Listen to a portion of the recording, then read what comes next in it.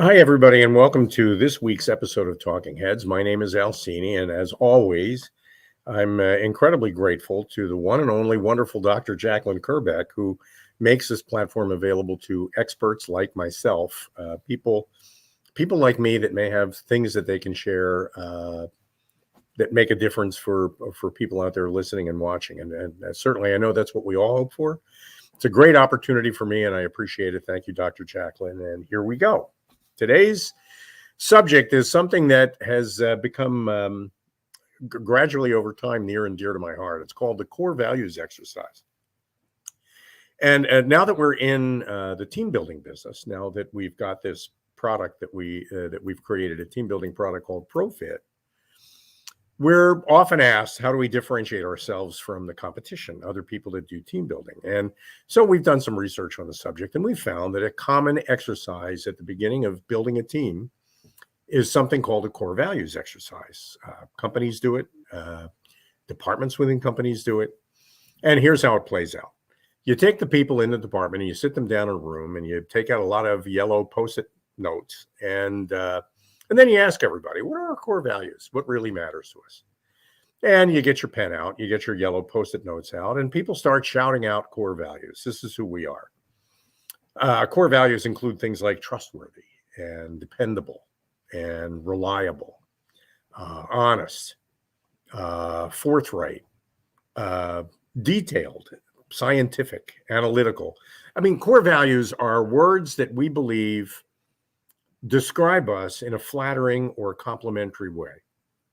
And we end up taking these words and writing them on Post-it notes and hanging them on the wall. And then afterward, we review all these Post-it notes and we pull down the duplicates and simplify them. And if we're lucky, within a half a day or maybe a day or two, we'll have a list of, let's say, a half dozen core values, things that identify us, we believe represent the best of us.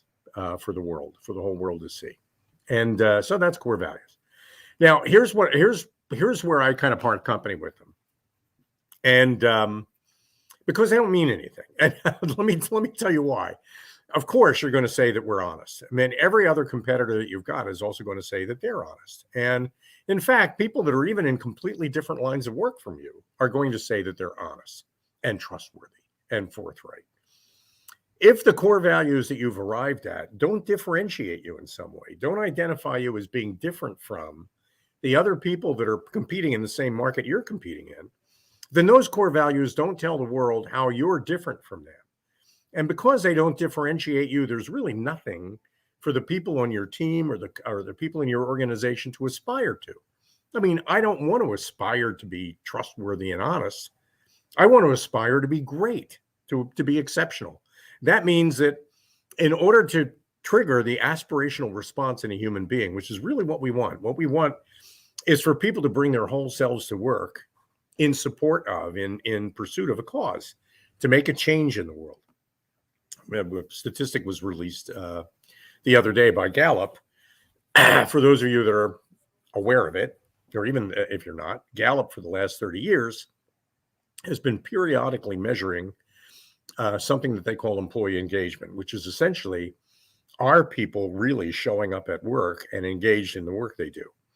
What they found over the last 30 years is that only about 32% of the workforce registers as engaged in the work they do. And what they found recently is a kind of an alarming trend.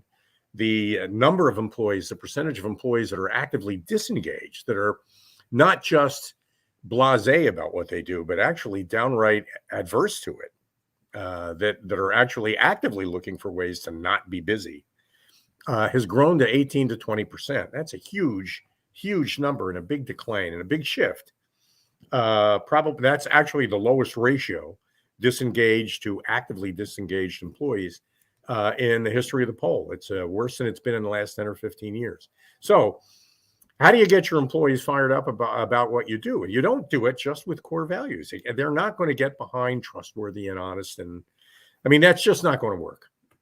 Okay, so now I'm telling you, the core values exercises that you've probably done, that you may be thinking about doing, are only going to get you, let's say, to the 20-yard line. You still have another 80 yards to gain in order to be able to spike the ball. What do you do about that?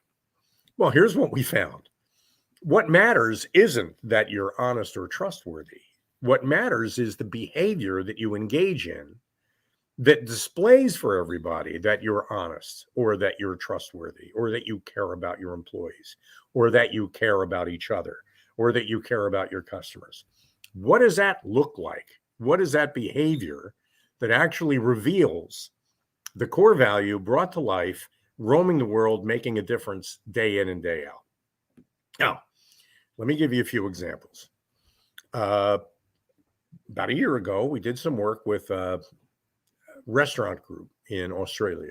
And part of that exercise, part of the work we do, and just to let you know, we don't do a core values exercise. We approach it a little differently.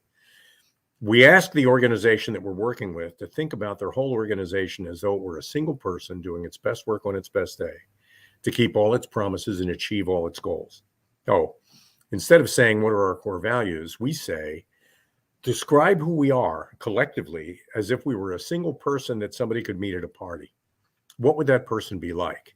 And we probe and push people. We don't just want how tall, how heavy, how talkative. What specifically can this person be relied on to do every day that shows us who they are, not just tells us who they think they are? It's got to be about more than just virtue signaling. Sure, I'm wonderful. You could say that, and we could say collectively we're wonderful. But what is it about us and what we do every day and how we do it every day that shows the world that we're wonderful, that demonstrates that? Oh, this restaurant group took to that exercise with a little bit of work because it's not a comfortable question to answer. But when they got into it, they started to describe who they were in actionable, personal terms. And part of that experience is that we give everybody an opportunity to talk about the 2 or 3 things about themselves that they feel they can change, improve, enhance in order to become better contributors, like the role model that they've described when they've described their team as though it were a single person. And I remember in this particular case, we're talking to this group of restaurateurs, and one of the people in the group for whom English was a second language, and in meetings like this typically didn't speak up at all, she actually offered what I thought was a really, really powerful commitment on her part. She said, by the way, this is a pretty well-known steakhouse chain that family-oriented, family chain, bring your friends, bring your family kind of a restaurant, very welcoming. She said, from now on, when I greet somebody who comes into my restaurant and they're in a wheelchair, instead of talking to the people behind them who are standing up and asking them where they'd like to sit or what they're looking for in their restaurant experience, I'm going to go down on one knee and look at the person in the wheelchair and ask that person, what is it that you want from your experience today? Because I feel as though not doing that means, even though we say we welcome and invite everybody, by not doing that, we're actually not welcoming or inviting or including the person in the wheelchair. Now, what I remember about this meeting is that everything got really quiet after that, and a lot of notes were taken. And eventually that became standard operating procedure for that restaurant chain. That ended up on what we sometimes lovingly refer to as the 10 commandments of the restaurant, the things that we don't call them that, but our customers do. If we are who we say we are, what are the list of things that we can be counted on to do no matter who we are in the company, no matter who we are in the restaurant? What are the things we can be counted on to do day in and day out that show the world in clear, demonstrable terms what we are? And as we were developing the 10 commandments for this restaurant chain, this one found its way into the top 5. That whole idea that you should include people in wheelchairs, normally not just as a matter of politeness, but because when we say we include people, we really mean it.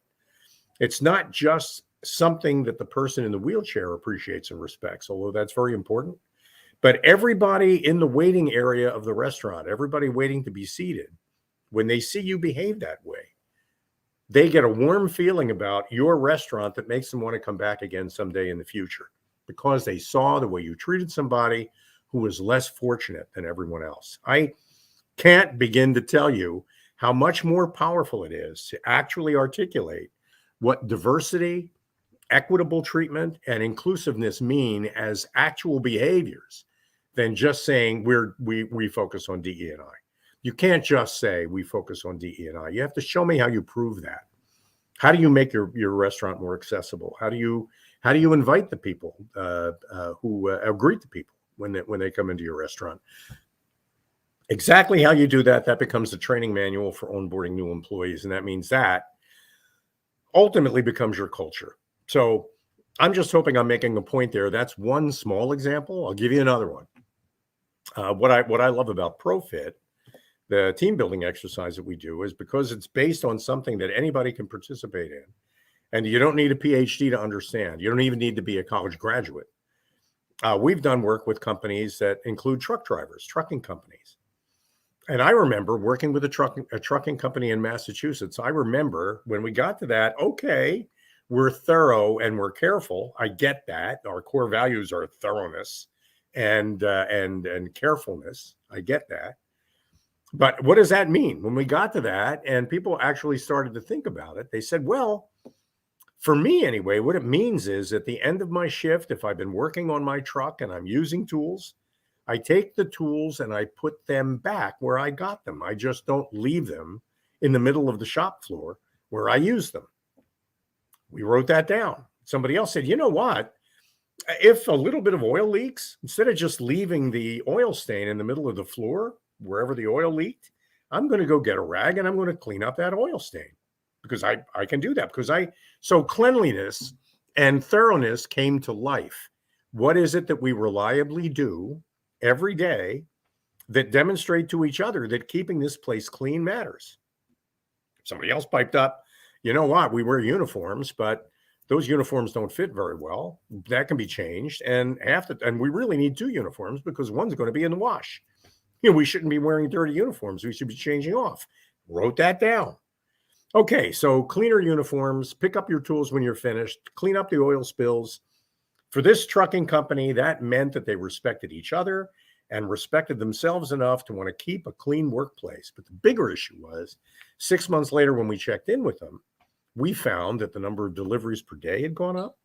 Client service statistics had improved. Customer courtesy, responses to customer surveys went up. The fact that they were respecting themselves and respecting each other as members of this team in the workplace translated to actual measurable beneficial results from the point of view of the business as a whole. So little things like this add up to big things, sometimes unexpectedly huge things, with respect to improving productivity and improving and reducing errors, mistakes, improving quality. All those things are really critical. Another story. We work with the police department.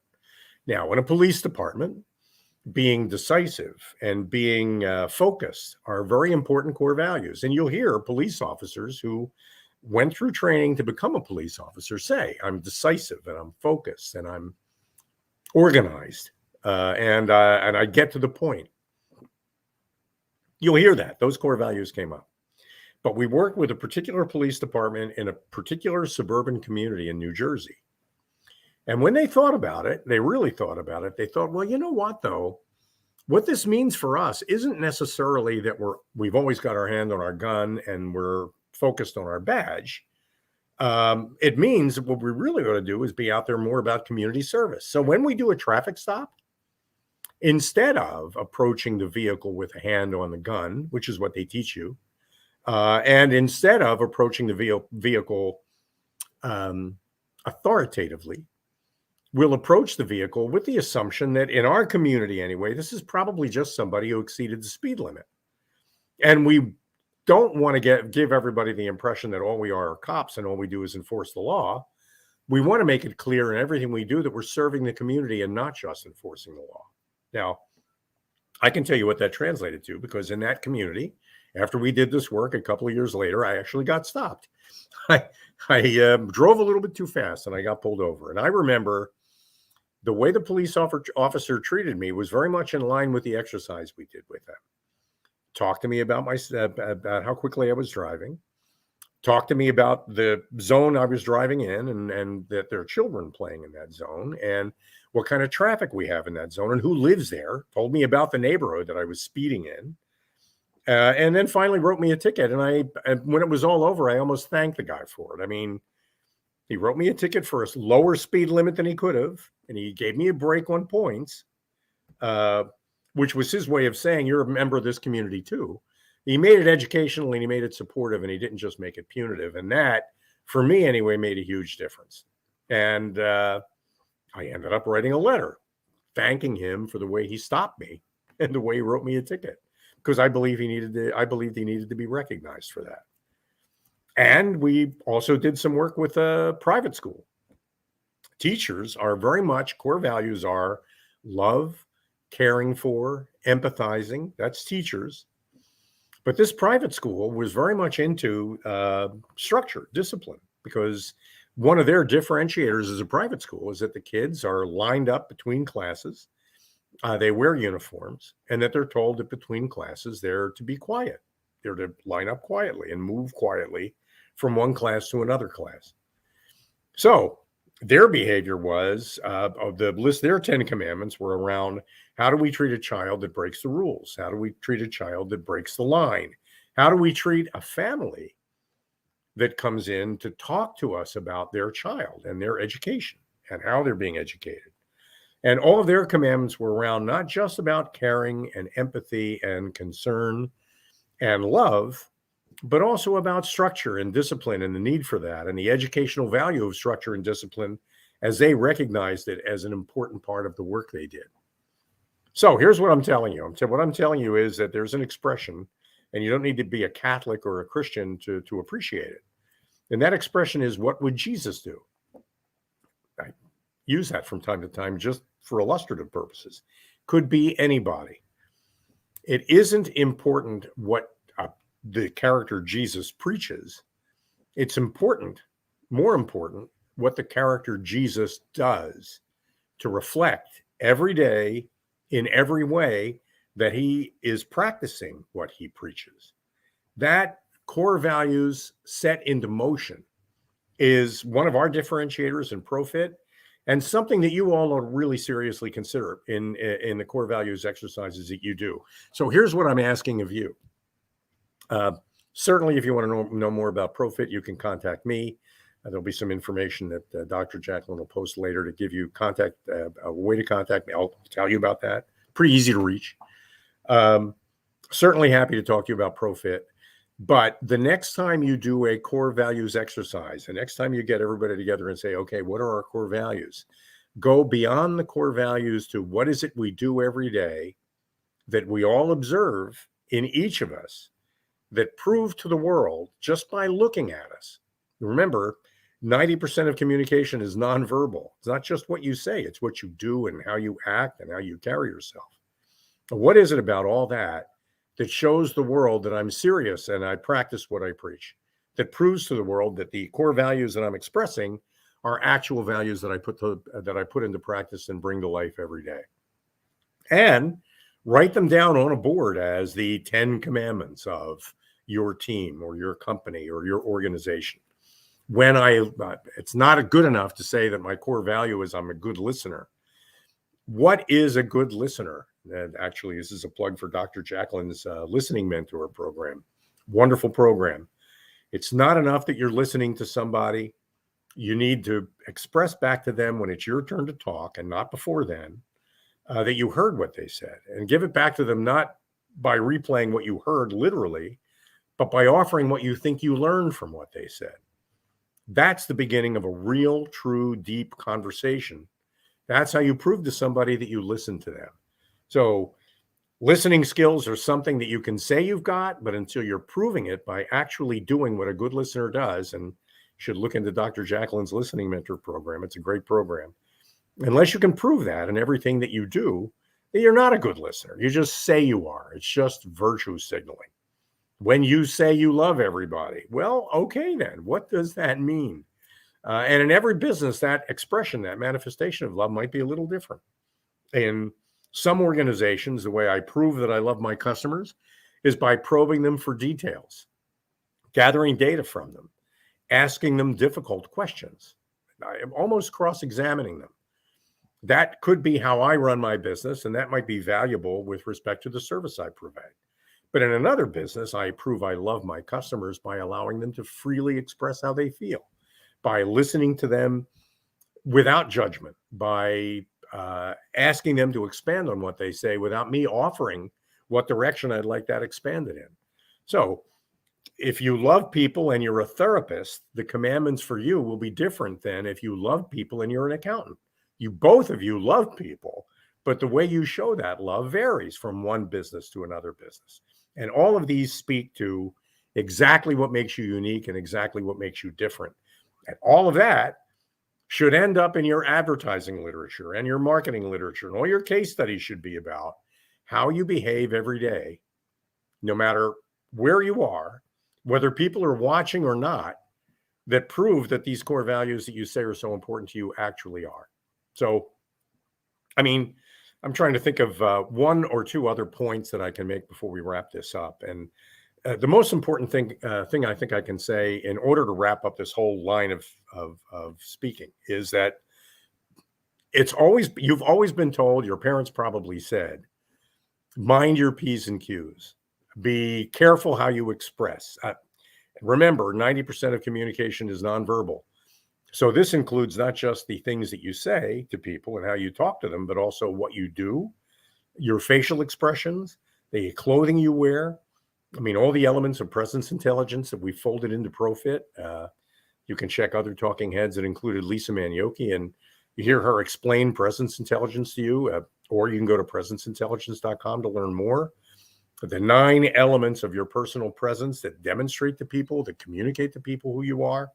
All of these ought to be folded into the commandments that you create that represent the best of you for everybody. And finally, kind of my last point, it's not enough that you do these core values exercises in the conference room with just the executive leadership team. That's not sufficient.